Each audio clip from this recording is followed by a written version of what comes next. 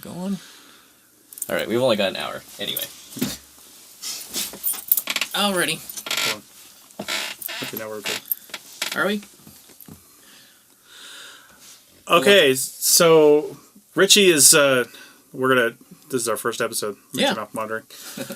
So you might notice that we're live. This is for the Facebook audience and for Richie's audience because we've got two cameras here. How meta.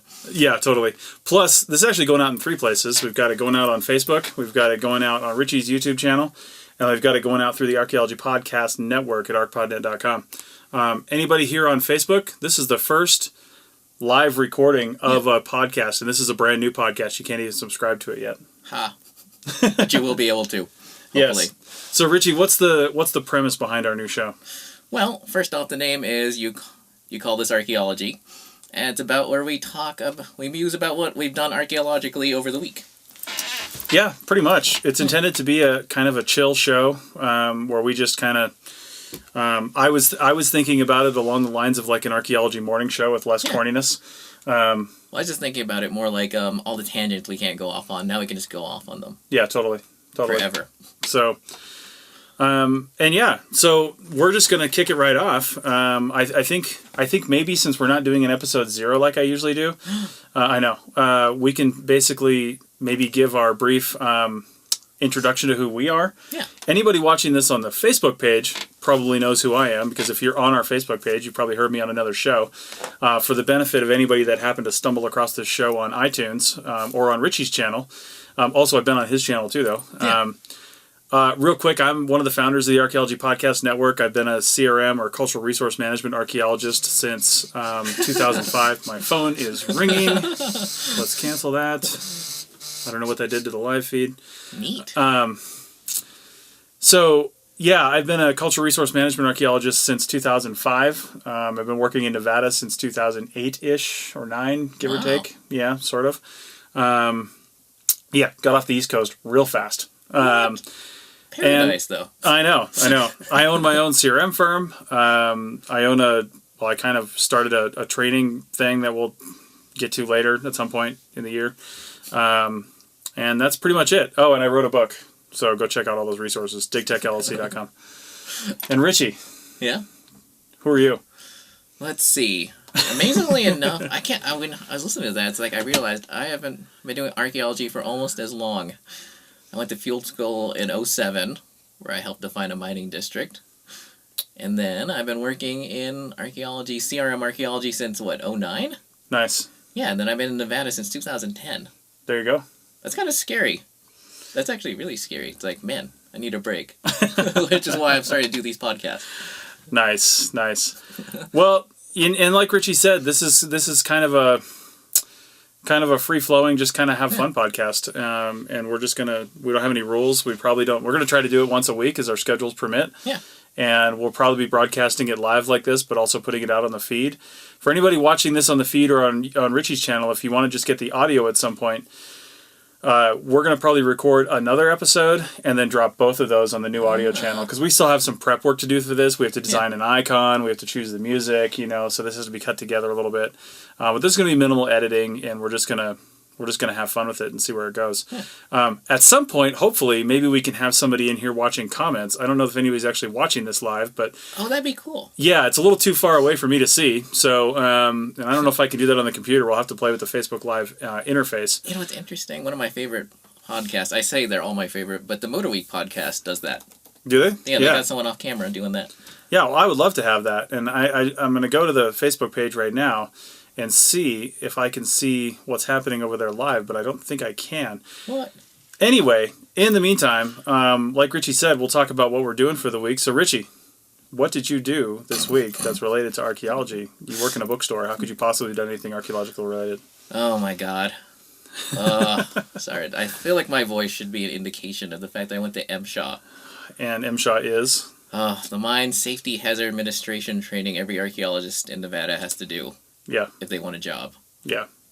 It's, at least though it was different. Like, I mean, I'm not going to mention names, but I feel like it was a different dude this year.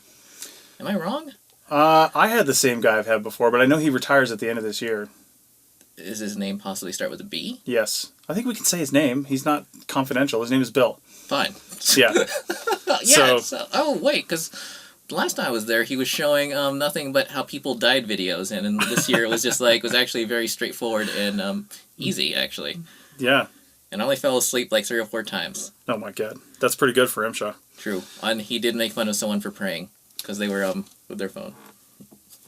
Looking down, so it's like, are you going to say hallelujah at some point? Nice. I sat in that same class in front of him a month and a half ago, and I was sitting as far away as Richie is to me now. He was sitting on the other side in a folding chair. I have a table between us, and I fell asleep in front of him. Like, I wasn't in the back of the class. I fell asleep in front of him, and he's like looking under my hat. Hey, you! Like, my God, what is wrong with my life? Oh, man, did he talk to you about, I forget if it was Nevada or something, but that dude who was a mile away from the explosion, and the rock came through his windshield and left a hole like that big? Yeah. Didn't they have a video of that, or did you just mention it? He just mentioned it. Oh, my God. Yeah, that was pretty crazy. And Yeah, they call it fly rock. Was that the one in Gabs, or is that something else? I can't remember, but I was just we were just on a mine last week doing some work, and they do regular blasts at 1 p.m. every day. And they call it they don't call it a blast, they call it a shot. They say they're going to do the shot at 1 p.m. And I'll tell you what, we were walking around doing survey, and so we've got a radio, but we're not like, we can't see where the roadblocks are because they block off the area that could possibly be affected by that. But what they tell you is, even though they're going to block off a certain radius, that fly rock sometimes, those little rocks, if it just hits the blast just right, could launch a mile, 2 miles away, like he said. So when the shot was going to go down, I've got the radio on, and I'm listening, and I'm on a hillside pretty much facing the mine. Yeah. So I have no idea where the shot's going to take place. I have no idea what's going on. As soon as those tones started going on the radio, I pretty much hit the deck, and I'm like laying down, trying to make a low profile with my hard hat facing towards where I think the blast is coming from, just in case. Because that rock's going to come at you like a bullet. You're not going to be able to dodge it. No. You're not. I mean, it's like a boulder. It's going to be like a small bullet-sized rock that's going to go through your brain hole. So yeah, not something to mess around with. You know what's ironic? When I used to wear contact lenses, I actually had ballistic grade sunglasses. Oh my God. Yeah, but obviously that doesn't qualify for PPE, which is stupid. Yeah, I mean, PPE, personal protective equipment, it's got to meet certain qualifications, I guess. But you'd think they would have the ANSI rating on ballistic grade sunglasses. Mm-mm. Huh. It's like military. It was like some military contractor thing. Yeah. But more importantly, God, there's nothing in Carson. There's nothing in Carson to do for lunch. Unless you want to go for Starbucks. Sushi. Oh, that place. I was thinking about that place, but it's like I wasn't that hungry that day. Yeah, you got to be hungry for it because it's like all you can eat. Anybody not familiar with Reno area sushi? It's all you can eat. It's $23 to like $26 a head, and it's not like people in other places might be thinking sushi, like big sushi rolls. I had to get used to that eating sushi outside of Reno. You might pay $10, $13 for a roll, but it's an enormous roll. But Reno, they're like really tiny rolls, maybe 10 pieces, but really tiny, so you can eat like a handful of them. Before I forget, you ever tried the Thai place near there? I haven't actually. My wife's been there. What? It's the best Thai place in Nevada. That's what I hear. Yeah. So. Oh my God! What else to say about M. Shaw other than the fact that I was really bored? Yeah. Wait, can we talk about that hack that everyone knows, or shouldn't we? Shouldn't. We shouldn't probably mention it on the air. Damn it! Fine. Just in case they find out. Fine. There's an M. Shaw hack. You can figure out the M. Shaw hack if you're smart enough. Just pay attention in the class, and if you need to take the class, you can figure it out. And the fact that it's free. Yeah, totally free. Now we're talking about the refresher training. The MSHA refresher training is free. Oh wait, the other one isn't? No, the 24 hours not. Oh, I didn't know that. Like nobody offers that isn't for free. Oh. The only thing the state offers is the refresher. Ah. Yeah, you have to go to somebody who offers the course, who they own a training company. Yeah. A lot of people go to the one in Elko. There's trainers that will come to your company if you have enough people. But it's only the refresher that's free. And you can, if that doesn't meet with your schedule, you can pay to take the refresher at one of those other companies too. Really? Yeah.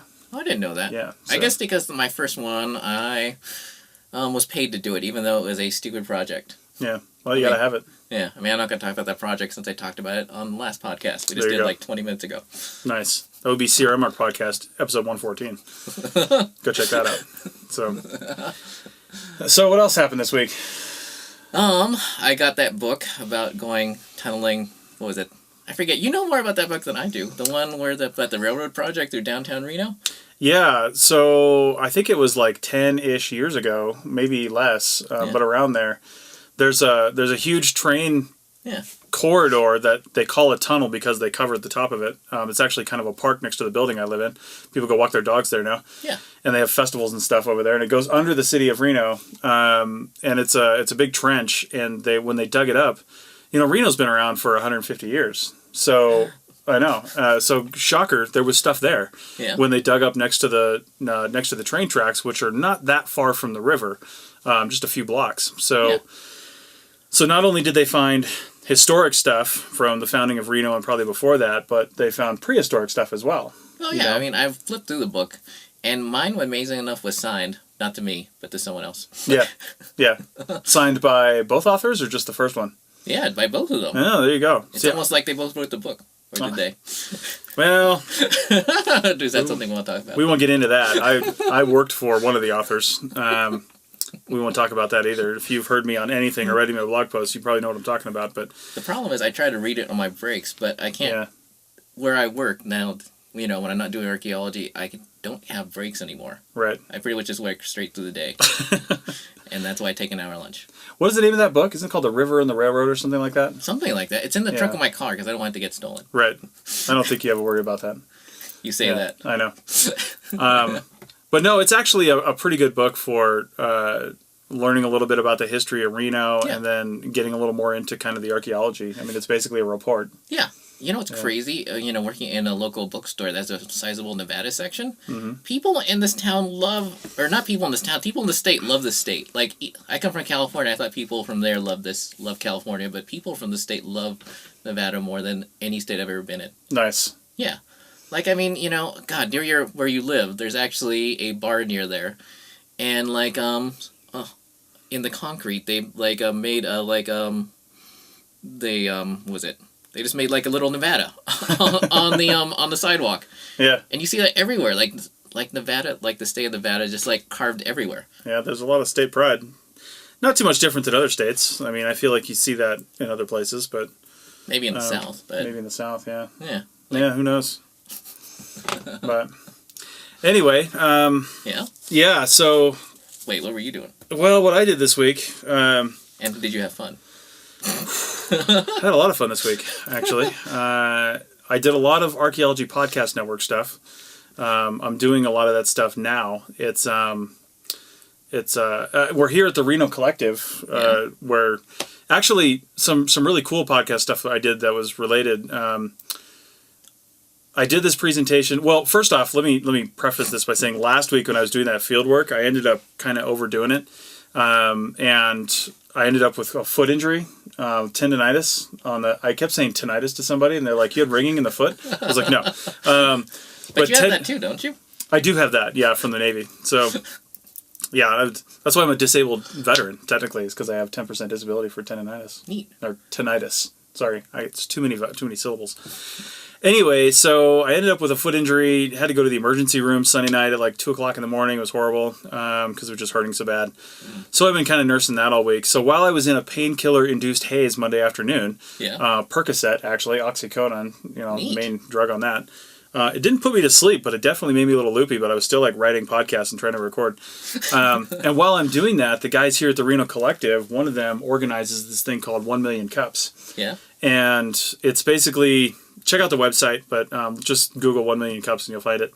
But it's basically different coffee shops around the country, and you have like entrepreneurs that come in, and ideally their company's been in existence for less than 3 years. Yeah. My parent company, DigTech, has not, but they let me slide because the Archaeology Podcast Network is what I was going to talk about, and that was less than 3 years. So, so I agreed to do this presentation. Usually people have a week and a lead time. Yeah. But I agreed to do this 6-minute presentation with 30 minutes of questions, like 48 hours before I was supposed to give it, like 36 hours before I was supposed to give it. Neat. And then Tuesday afternoon, I get an email from them, and I kind of forgot about it already because I was in a drug-induced haze when I agreed to it. And I get an email from one of the other organizers saying, hey, could you send me your presentation so we can make sure Yeah. it fits in our thing before you get here? And I was used to archaeology conferences where I'll just bring it the day of. Yeah. I hadn't even done anything yet, so in like 10 minutes I put together a 15-slideshow Yeah. and sent it over to him. And then Wednesday morning I gave the presentation about DigTech, my company, what I want to do with DigTech, and then spent the last like half of that time talking about the Archaeology Podcast Network and what we want to do with it. And it was really, really fantastic. Yeah, really great. So Wait, can you discuss anything about what you might be doing with the APN? I can, because it's pretty exciting. This will be the first place anybody really hears about it. But just today, Tristan Boyle, the co-founder, and I, we basically initiated the membership side of the APN. So we're going to have 3-tier membership. We're looking at, we set it up as $5, $10, and $20, and we're looking at, that's a month. Basically, we're looking at seeing how that's effective and maybe adjusting that as necessary. Are they going to get a tote bag or anything? Not a tote bag, but at some of the upper levels, you will get stickers and shirts and maybe coffee mugs, stuff like that. Whatever else we can come up with. Any pledge drives? No pledge drives. See, the whole point of doing a membership site for us is so we don't have to do advertising. True. We don't want to do advertising. We do it because we try to pay the bills and keep this going. We have 18 shows, and it's not, 19 shows. This is show 19. So we don't want to do things like that. We want to make it so people can just listen to podcasts and not have to worry about it. But if just 1% of the people listening, of our 70,000 monthly listeners, if just 1% of them, even less than 1%, went to one of those levels, we would have enough money coming in that we could hire an audio engineer. That's like 700 people. It's not very much. Yeah. Yeah, totally.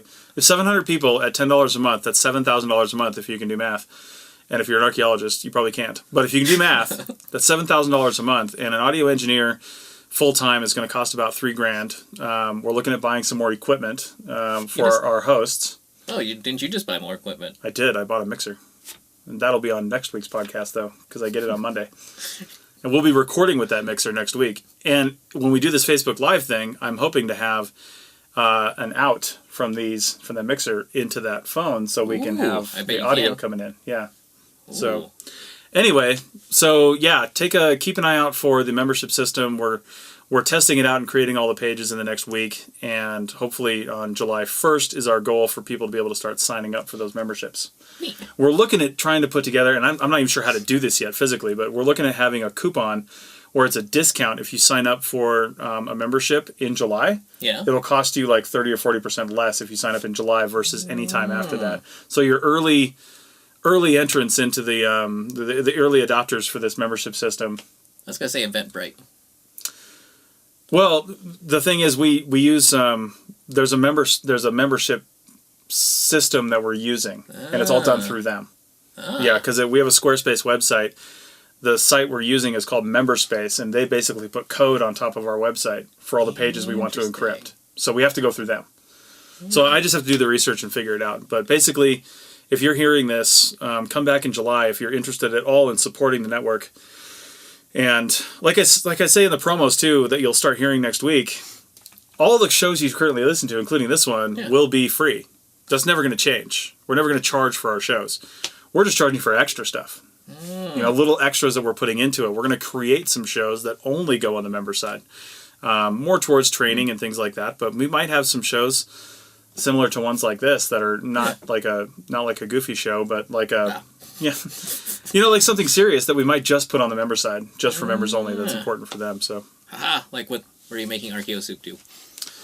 yeah. Well, I'd love to bring them back too. So, Oh wait, they haven't done anything lately? No, Tristan was the one that was kind of working with that one, and his work schedule got a little too crazy. So we haven't had a new Archaeo Soup episode in a long time. Really? He keeps putting them out, but they haven't shown up on the APN. So yeah, we got to work that out. But see, that's the kind of thing why we need money to come in here, because we all have jobs. We have things to do. We need to hire somebody who's like a producer that can do this stuff on the back end. An engineer and an editor. Everything. Yeah, everything. So yeah, just donate and subscribe. Wait, we should talk about side sloping, because I feel like that's one of the things you can't prepare for, because a lot of people, when they first get in this job and they start training, they just go for hikes on nice little nature trails and stuff, or maybe they go running like I do, but side sloping, you can't even, like, it's one of those things you don't even think about since, because, you're, like, hiking on a trail. Yeah. Like, can you describe your experience with side sloping last week? I can, because we had these corridors that we had to walk. If you're doing now, okay, so there's two ways to do it, because we had two different areas that we had to do. One of them had these narrow corridors that were about 60 meters wide. Yeah. No, they were a little longer. Anyway, there were these narrow corridors, so we had to follow the corridor. It didn't matter where we were going. We had to follow the corridor. We had another area that was just a huge block. Okay, so that was a nice big area. On the block, we had this massive landform that came down through half of it. And instead of walking just across this landform 100 times and hitting it every single time in weird ways, like idiots, we did this small section in the corner that was bounded by a river. So we bounded by that creek, actually. Yeah. Then we got up onto the landform and walked the length of the landform rather than walking the side of the landform. Yeah. So we contoured it, is what it's called. Yeah. So we contoured this landform, which included a little bit of side hilling, which is basically not walking straight up or straight down a slope. Did I say straight up or straight down? I did. Okay. Now that this video doesn't matter where my hands go.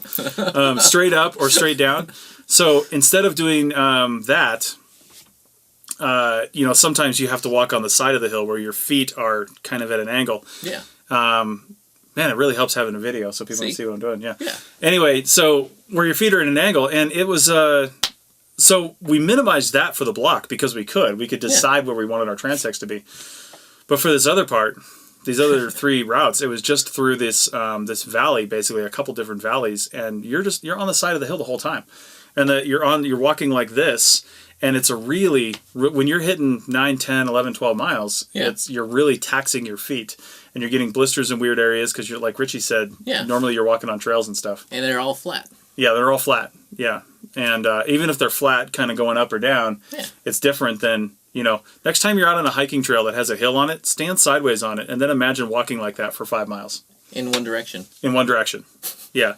Luckily, for this one, and I say luckily only because you could damage your feet holistically rather than just in one way, we weren't teaming up, so two of us were walking that way. Yeah. We were taking sections where one of us would walk out and then come over and walk the one back. Oh. So you're facing the other way and damaging the other side of your feet at the same time. See, that's why I still carry a trekking pole every once in a while. Oh, my God. And I forgot mine. I totally intended to bring my poles out.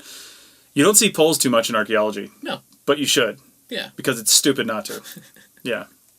So... Actually, I remember working with a dude. He, we both know him. He does, like, ultra marathons, which is 100+ miles. Oh, yeah. And we had just had a whole 20-minute conversation about how he hates runners who use poles. And then we hop out of the truck, and that's the first thing he does. He pulls out his dual hiking poles. And then he's like, why aren't you moving faster? And I'm like, well, because I don't have 2 poles. Yeah, gives us this whole thing about poles and then brings them out for our survey. See? Yeah, he was the first person I ever saw bring a pole out of the survey. Yeah. And the last. Really? Yeah, I haven't seen it since. Interesting, because someone else we know, as at least as Facebook friends, his name is Ryan. Not the Ryan out of Oco, but the Ryan out of the Midwest. Oh, okay. Yeah, he's the other person I've seen use trekking poles. Oh, okay. Yeah. Yeah. Haha. He's also the only other person I know who smokes a tobacco pipe. Right, right. Although I've given that up like at least 90% of the time. Really? Mm-hmm. Man, you used to smoke all the time. I know. Yeah. Now I'm just going to smoke all the time when I'm working. Not at the bookstore. Because customers object to that, but Typically. Yeah, I actually once remember someone said they could tell exactly where I was because they could smell the cigar. I don't know if that's a good thing or a bad thing. Well, she thought it was a good thing. Nice. There you go. Wait, you hurt your... Wait, and this is like the second time you've hurt your foot, isn't it? Yeah, it was the other foot. So I hurt my left foot back in September doing... we were out doing some drone work at a popular... well, not popular if you can get to it. Rock art site here in Nevada. Kind of slipped down the hillside a little bit. Yeah. And then just I guess I tore a joint or something in my lower ankle area. So I was already favoring that because I've gotten to the point where I can walk without a brace on that. It's taken 9 months on it. But then I hurt the other foot. So now I'm kind of limping on both feet. And the thing is, you've got really good health care. Or am I wrong? No, I've got VA.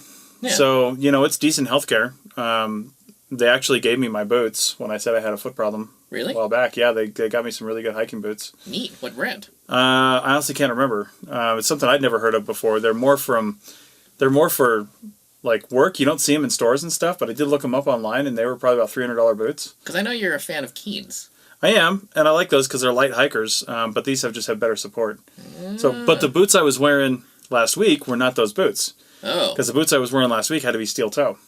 Oh, wait, what do you use for steel toes? I have some Red Wing steel toe hiking boots. Ah. Yeah, so they were okay, but they're a little loose, and I normally don't notice it much because when we're usually on these mine projects. I don't do a lot of mine projects lately. The last few years it's been this one consistent project that Richie's actually going out with me in a couple weeks. And there's not a lot of walking for that one. No. I mean, you just go to the site, you take a bunch of pictures, and you go home. There's not a lot of stress on your legs. Oh my God. It's been forever since I've seen Joan. I know. We'll have to say hi. We'll have to record a podcast with her. Oh, that's true. Yeah. Oh, wait, should we talk about the keys? First rule of this podcast is we never talk about the keys. No. Let's talk about the keys, Richie. Because the first time I did this project, it's an annual thing that this company has to do, required by the agency that controls the land they work on. And the first time we went out there was the last project I did with Richie at this company before they laid me off 6 minutes after walking in the door. So we had a rental that was unsuitable for being out there to begin with. But we had a rental. And because Joan, our representative Joan, she didn't have the key for this gate that we were supposed to go through. Yeah. So Richie and I locked the gate of the thing, and then we hopped the gate, and then we walked a mile to the site or something like that. Not even that far. Yeah. It was a nice walk, and we cut it off through this little sagebrush area a little bit, and then when we got to the site, we had to hit about 15 different points on the site, and it was very overgrown with vegetation and stuff. So when we get back to the car, the keys weren't in my pocket anymore. But anybody who's ever rented a vehicle, and a vehicle like one of those GMCs with the big-ass plastic key that just sticks in the hole and then you turn, had 2 of those and then 2 Enterprise tags on it. And usually I have them split up the keys. Yeah. But anyway, this bulky key bulge is in my pocket, and at some point, the only thing we can really think of is some piece of vegetation, some sagebrush or tree ripped it out of my pocket and chucked it off our line. Yeah. Because we went back and looked for those keys with Joan for probably 2 hours. Yeah, well, oh my God. And you and I were looking forever. And this was, 2011, 12? Yeah. And I've done that. When I left that company, I told Joan that I'd left that company, and then she gave the contract to me because I asked her for it. So I've done it every year since then, and every damn year I go out and look for those keys again. And I still haven't found them. I'm bringing a metal detector this time. We'll find those keys. Oh, man, there's even stuff we can't talk about, like the tow truck driver. Well, I mean, we could, but yeah. That would be good. No, not so much. So... Oh, man, Elko's going to be so much fun. I remember, you probably went to sleep early, but I remember we met up with another crew we were working with. So it was Halloween? Yeah. Yeah. Yeah, and then when I went out with them, I got us kicked out of a bar for falling asleep. And supposedly some dude was hitting on me. I'm like, well, I don't know. Nice. I was asleep. Nice. Yeah, no, I was pretty wiped out because that day when we lost the keys, we had to have a flatbed come out to the mine and pull the truck out. They sent the wrong truck out first. Yeah. They sent like a tow truck or something. Yeah, and so I sent Richie back in that. And then I hung out at the mine until probably, 9:30 before we could take it back to the airport and drop it off there. So yeah, by the time I met up with you guys, I was already just like beat. I did not go out. So. You know what was weird about that night? The first bar we went to, there were, how can I put this? There were it was just like a perfect tableau in Nevada. There were some German tourists passing through there. I think they're riding motorcycles or something. And then there were a couple of Asian tourists in there. Yeah. Who literally, the moment I stepped in the door with my cowboy hat and everything, looked frightened. Nice. And and these weren't just Asian American people. They were straight from I don't know what Asian country they were from, but it's I don't know, that happens a lot here in Nevada. You see some interesting tourists here. Yeah, actually, I mean, to get off on a non-archaeological tangent, I remember when I went to visit my sister in Beijing, and I was wearing not a cowboy hat, but just a regular hat. and they asked me to take it off because it made me look like a cowboy, and cowboys were terrible people, according to them. Wow. Yes. I mean, cowboys are technically just people that maintain cows. I know. But it just has such a weird connotation across cultures, which is interesting anthropologically. Probably because the only cowboys they know are played by Clint Eastwood. Yeah. See, but I love that movie. I love those movies. It's one of the reasons I smoke the brand of cigar I do when I'm out in the field. But it doesn't portray cowboys as cowboys. Cowboys are people that go out on the landscape and manage cattle. That's boring. I know. They don't all just wear guns and shoot people. What? Those aren't cowboys. Lies. But that's probably what foreigners think cowboys are. Out of curiosity, what's the... I mean, I know that, people on this camera can't see, but what's the writing across there? Like, what are they doing? I can kind of see it. Some people have joined the conversation. And hopefully at some point in the future we'll have somebody monitoring that. I can't tell if there's anybody still watching it, but a couple people did join and see this. And the cool thing is, we're hoping to do this every Friday. Maybe we can come up with a consistent time. Ooh, we could. So we could promote that, and we'd say, hey, join at 3 p.m. on Fridays. Oh, that's even better. Yeah, something like that. And that way you can come to the Facebook page and watch this live, and you'll just know it's going to happen. If you like the Facebook page, I think you'll get a notification that we went live. You can turn that on or off somehow, and we'll probably try to figure that out. Wait, I wonder if I can get this to go YouTube live, because I've seen people do that. Yeah, well, I could do it on this. You just have to have the right device. Interesting. So, yeah. A reason to get a new tablet. There you go. So, aside from some trying to get some report writing done for that project a few weeks ago, that's pretty much all I did this week. Oh, wait. So, what do you do for report writing? Like, maybe people might want to hear about that. Well, it just depends on who the report's for.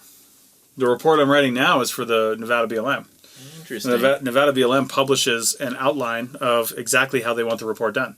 Really? Yeah. So you have all the sections, and you know exactly it's pretty easy to figure out what has to go in them. It's basically, and this is a slightly different report, and I could talk about this because it's a National Register historic site. It's for the Applegate Trail, which is a relatively well-known immigration trail into Nevada, Oregon, California. We did a 17-mile section of it. And the difference with this report and other reports is you usually have to do a full cultural background section. Yeah. But we don't have to for this because there's been literally books written about the Applegate Trail. So there's nothing I can say that will add to the story of the Applegate Trail. We did find some cool stuff. Yeah. A lot of wagon parts, some musket balls, things like that. Yeah. Because this was used back in the 1800s. I want to say 1840s to 60s was kind of the heyday, but some parts of it were just a 2-track road that are used now. We drove on it and camped on it. So, you can drive now on it. So there's actually modern trash out there too, and stuff from, every year since it was used. Wait, did you post that shovel stake thing, any place publicly where we can discuss it? Shovel stakes.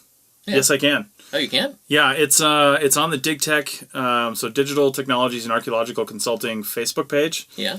If you're a member of the Archeo Field Techs group, it's on there. That's where I saw it. Yeah, and if you happen to be a friend of mine on Facebook, it's also on my Facebook page. Well, obviously. So, yeah. Wait, describe for people who are on the YouTube channel. So, like. Shovel stakes, my wife and I, she's a qualified archaeologist as well. She was helping me out on that last part of the trail. And like I said, we're camping out there. We're in the middle of nowhere. But we filmed some segments and then cut it together as a video. We had a full stove out there, which is crazy. But I said, screw this. Let's cook it over the fire. So we dug a hole in the sand to build our hearth and put a fire down in there. And then as we're setting up camp, we let the coals kind of, develop. And then we had some steaks and we had some little cherry tomatoes, like heirloom tomatoes, the small ones, and then some peppers. And we cut up the peppers and put some butter and spices and stuff in there and put those in tin foil and stuck those on the fire. Yeah. And then we took a shovel. The shovels are steel. So we took a shovel, covered it with heavy-duty aluminum foil so you don't have to clean it. Plus the aluminum foil helps it cook. But we just layered it in foil, set that on the fire, and then set seasoned steaks right on the shovel. Neat. Yeah, and then after I flipped them once, a little ways into that, we put the tomatoes on there because they don't need a long time to cook. They just need to heat up, really. Yeah. And had a fantastic dinner. Cool. Yeah, it took a little while to cook because you're out in a slightly windy environment, so the heat is dissipating really fast. I mean, the fire was pretty hot, and I imagine if we'd been a little more brave with it, we could have probably cut the fire down, like the firewood down a little bit, and got the shovel right on the coals. But then you got to be careful, because if that shovel head heats up too much, it could actually start the wooden handle of your shovel inside the metal shovel head. It could start that on fire. That's why you get the fiberglass ones. Well, you get the fiberglass, or you just do it. You just do it slow, slow with lower heat. Actually, wait. See, that actually makes me think of the East Quinn Mountains. I don't know if you knew about that project. I remember you guys talking about that, but what did you guys do up there? We ran out of propane for our stoves, and our project leader was like, "Screw this! We're making a fire every night, so we're just gonna throw it on the fire." Nice. And amazing, that was also a project where we had a dude, and his mom is also an archaeologist. And she was on her way. I forget where she was on her way to, but she brought us pizzas and beer out in the field. And we were like out there in the boonies, and she didn't have our UTM coordinates or anything, so she was driving a big diesel-powered Dodge out there. Yeah, unfortunately, I don't know if we can. I don't feel like we should mention people's names, but yeah, this is like if you work in Nevada, and I mention her name, you will know her, and you will know that she is awesome. Nice. Yeah, we'll probably keep that down unless somebody tells us to, because people get crazy with their names out places. Ooh. Even though we're not going to badmouth anyone. No, I feel like that was an awesome story. Like, this person's awesome. Like, everyone you mention this person's name to, it's like, oh my god, I love that person. Yeah. Yeah. Yeah. I never actually worked with her, but I know her. I know. Oh my god. No. Yeah. So, anyway, we like I said, we hope to do this once a week. Yeah. And bring it back in. We'll come up with a solid time. Yeah. Oh, maybe we can even turn this like a drinking podcast, like Archaeology and Ale. Yeah. Oh my god, did I mention? Is that still a live going show? It is, actually, on the Archaeology Podcast Network. Yeah, they it was down for a little while because they didn't send us the files, and then they sent us like 4 files. So we're releasing them once a month over the summer. I think we've got like 2 or 3 more episodes. Archaeology and Ale is cool because it's recorded live at the it's recorded at the Red Deer pub or tavern, whatever they call it, in Sheffield, the University of Sheffield in Scotland. Yeah. And they have some kind of talk there that's usually 30, 40 minutes long, somebody giving the research or something like that. The last one that went out, this guy was doing like ancient beer, chemistry of ancient beer, and he'd recreated some stuff and had samples of it there. You know what ancient beer I've had that's good but sucks is Midas Touch. I've heard of that, but I don't think I've ever tried it. It's I want to say it's mead, or it's made out of honey. But it goes flat so quickly, you pretty much have to chug it, which is the problem. Because it's actually good beer. It's like sipping beer. Probably not a problem for most archaeologists if you tell them to chug it. Bah. Well, actually, that's true. Oh my god, I'm not going to mention his name. But one of our friends, I think he might have passed away recently. And the first time I ever met him, we were on a project in Ely, I think we were. And I remember him because he was in the parking lot shotgunning beers with young people. My god. Which is like the perfect introduction to like archaeology. Or at least here of archaeology. I only ever saw him shotgun Mountain Dew. I never saw him shotgun a beer. Really? Yeah. Oh man, you should describe him as you knew him when you were camping. Yeah, he was a special kind of guy. It was so crazy. We didn't even know who he was because he didn't really speak that much unless you got him drinking. But when we first saw him, he was like this really big guy, tall guy, and kind of a big guy too. And he'd be in like this small dome tent and like barely jammed into there. Had his computer out, like a bag of chips and a 2-liter of Mountain Dew, and that was it. And that was what he was doing. And he drove this old crappy truck, and all of us were and we were all making pretty decent money on that project. Yeah. And we're pretty sure that his truck was just lined with hundreds because he wasn't spending it on anything. So where was all the money going? Just like buried across the country, I'm pretty sure. We worked on different companies on this project, but like I know there was one field tech who like had $30,000 in the bank, and he hadn't even really been saving. Just like he had been spending money about as quickly as the other people. Yeah, totally. Oh my god, you and I probably have so many stories about that project. Oh my god, yeah, and we worked at different companies. Did you guys get per diem the same way we did? What do you mean? We had no days off, so we would get our per diem, which was $100 a day in 2-week blocks, so $1,500 at a time in cash. And I know a dude who we got our per diem, and then we went into Walmart because it was such a long drive that we just did it like once a week, and so we went in there, and this dude spent all his per diem, all $1,500 on vodka, Oh my god. cases of Chef Boyardee ravioli, Red Bull, and Halo Mega Blocks like Legos. Jeez. Yeah, all $1,500. Nice. Yeah. That's a solid citizen there. And at least a few people frequented the the Nevada, those special Nevada institutions. I believe they're called brothels. Yeah. Yeah. Now we got I think we were getting 109 a day if I remember right. Really? Yeah. I think it was some weird number. Yeah. And we worked for them where we were 10 on 4 off for a while, but then the last few months before I went to grad school, we were every day. Yeah. Yeah, no days off. And we were even in the same camp spot, but for different companies at different times. Yeah. Yeah, it was a long multi-year project, so different phases. And amazingly enough, mutual friends of ours, they were there recently. Yeah. In Junction. Oh my. Having Yeah. burgers? No, apparently it was bought. The people who owned it sold out, and it is now owned by two horrible, like, how can I put this? Just the sort of people you imagine voted for Donald Trump. So there's no food, and then there's no groceries, and there's no gas there anymore. What is it? It's just like basically a motel. Oh, nice. Yeah. Because that used to be, I'm not sure if you had the same experience, but I thought that was the best steak sandwich I've ever had. Right. In that restaurant. I don't remember what I had. I know the fries were good, and I know the burgers were good. We had burgers there a couple times. So. I also and there's no bar. No bar even, huh? No. Yeah, that was a nice place too. Yeah, that was a really nice place. Yeah.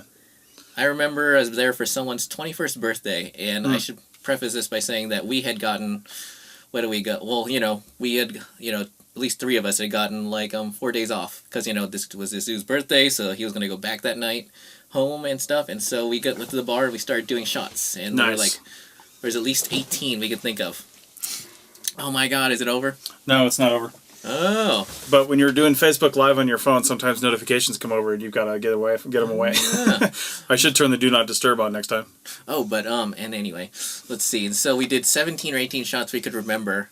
And then there was one dude with us. He's no longer in archaeology. He's actually a biologist by training. It was his next day was going to be his very first day on the job. And we had a 6 a.m. start time.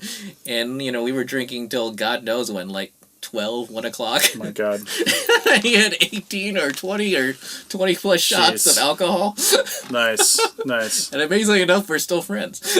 There you go. So if you ever want to know what archaeology was like, that's what it can be like sometimes. Lots of stories, that's for sure. See, that's why I was hoping this podcast would end up just us, more stories.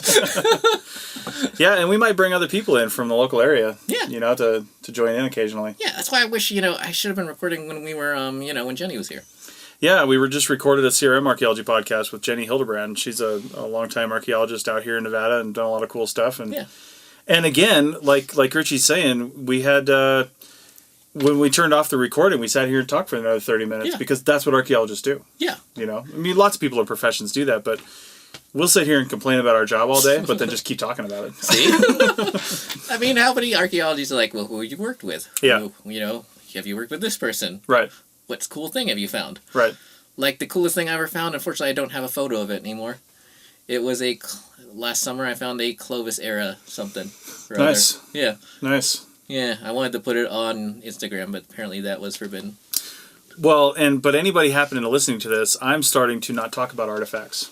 Really? Yes. Oh, good for you. Very specific reasons. We just dropped the episode 113 of the CRM Archaeology podcast where Richie was on and we talked about this. And it's I'm hoping we get a lot of general listeners into this show, but not to get too heavy on it, but we're trying to get away from, as archaeologists, talking about and glorifying artifacts and instead talking about the story the artifacts tell. Yeah. So when I'm trying to think of something good to say, see what you would say to this.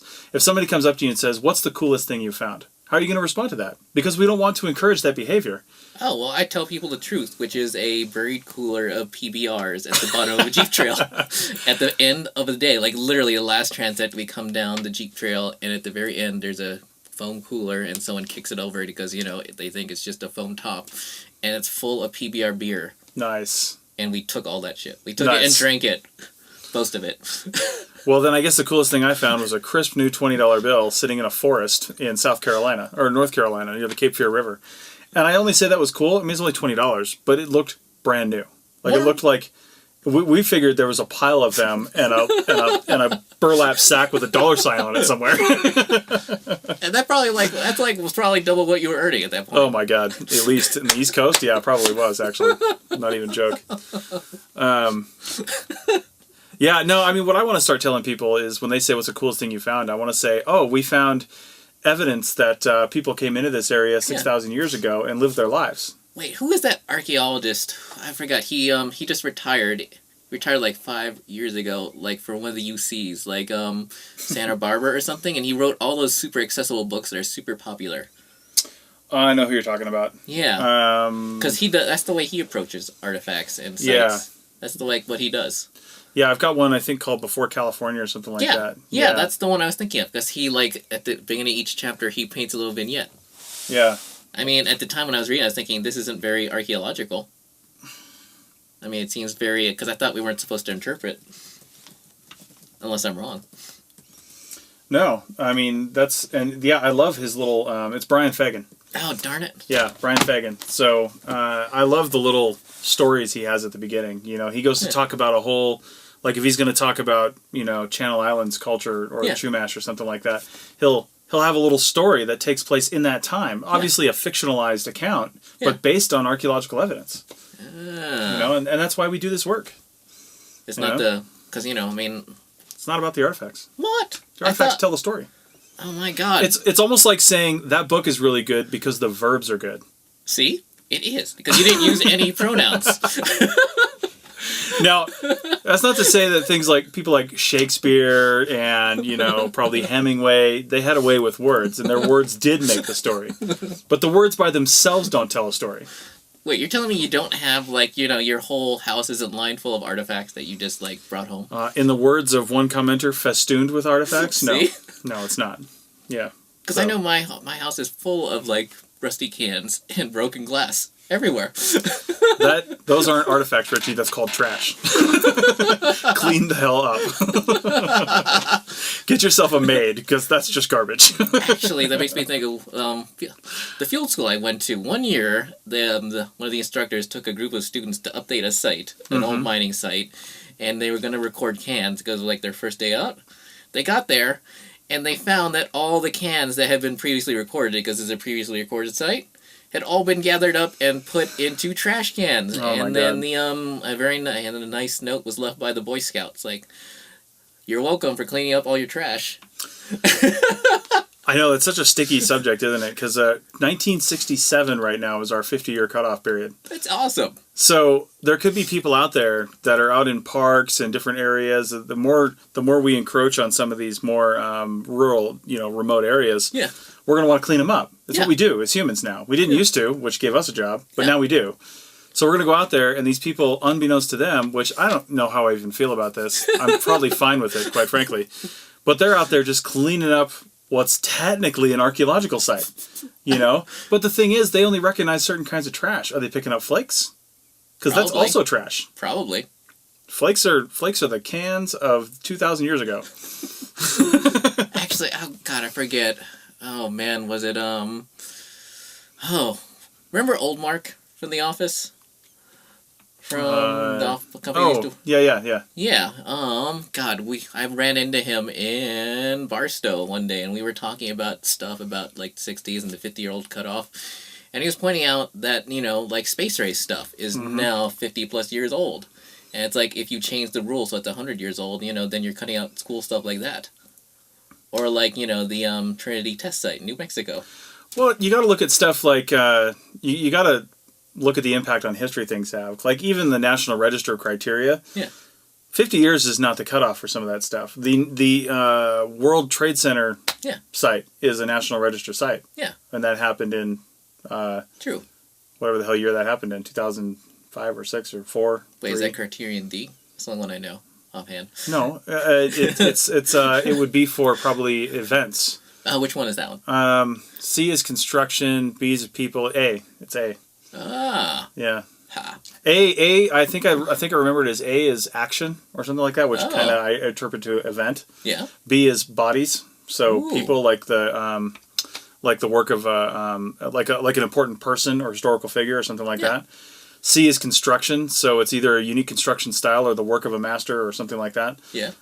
Which kind of ties into B at the same time. And then D is just data potential. So, yeah. That's the only one I know for some reason. That's because it's the only thing we use in Nevada. I know. Well, we can usually do criterion D out in the field without doing any research. Yeah. If we just say, hey, this is going to show us something. We won't know if there's other criteria until we do background research. Yeah. Yeah. Well, it's just like the way how many people cut and paste like background for reports. Yeah, totally. Even if it's different county. The certain people we know. I hear you. And you know what's weird?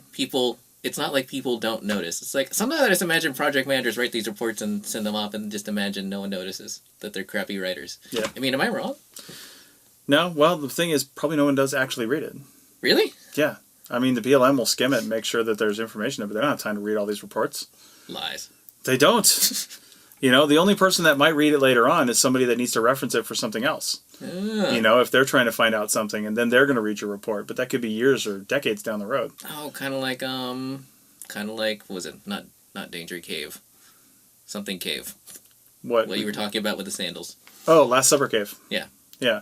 Well, that's a good example. That's why I wanted to have Jeff on. We had Jeff Smith from UNR on the archaeology show, episode 18 or something, was one of the last ones if you're watching live here. Yeah, listen to the whole thing. Yeah, and that was a good episode, and the only reason I knew about that is because I'm a member of the Society for American Archaeology, and I saw the digital version of American Antiquity, the journal they have.